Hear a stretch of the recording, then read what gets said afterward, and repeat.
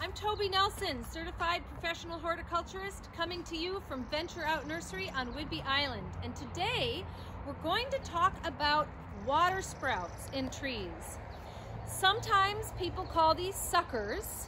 It's a little bit of a misnomer. Suckers come from the ground and water sprouts are up in the tree. So, water sprouts are something that a tree makes in response frequently to either being pruned too much in a certain area.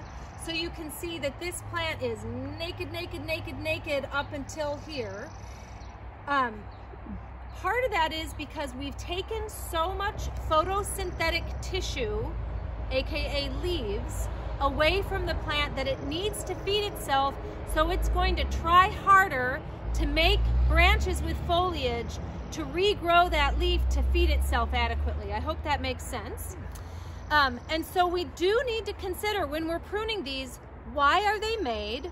What is the tree trying to do? And how do we not make the problem worse? So the other thing that can cause water sprouts is not awesome pruning cuts. So sometimes if you prune and leave too much of a stub, it can trigger all the buds that are at the base of that stub to grow. And conversely and strangely, sometimes also making flush cuts can cause water sprouts. And then some plants just do it. So dogwoods, magnolias, these are plants that are very prone to both suckering and water sprouting. So some plants will just do it.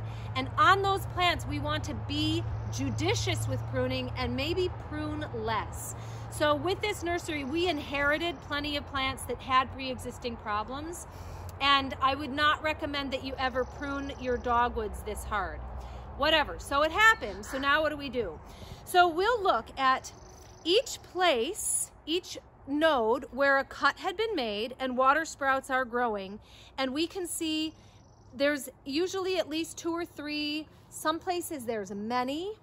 Some of them are strong and robust, like the size of this pencil, and some of them are puny.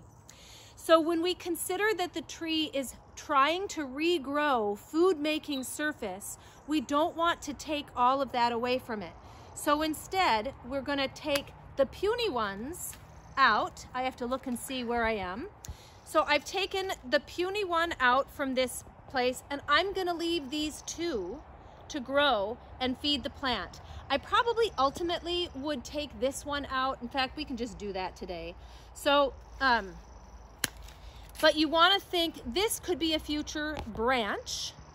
However, we don't like to see it growing as sky-high tall as it's getting up here. So I will also take this down. So this is a heading cut, and you can learn more about heading cuts versus thinning cuts, what they are, and when to use them in another video that I'm sure will be linked at the end of this one. And that way, what we will do by having made this heading cut, we'll encourage these to sprout and fill in this area and hole, instead of growing up and getting taller than these more established branches in here. So that's basically what you do with water sprouts on the tree. You pick the strong and favor them, you thin out the weak. You don't really want to leave, you don't want to take them all, you want to leave a few. Now I'm going to contradict myself, because pruning is also an art form. So there's science behind it, but it's also art. So here I have this branch where I favored a strong one. I headed it to help it fill in. Now I'm at my next node that's full of water sprouts. There are some thinner ones that are nicely developed. And then there's this racehorse of a guy. So this racehorse of a guy, yes, it's vigorous, but it is going to be in competition with space, or competition for space with this one and the one above it. So in this instance, I'm going to actually prune this racehorse one out and leave some of these thinner, more delicate ones to be filler, but without creating a lot of competition up in the tree.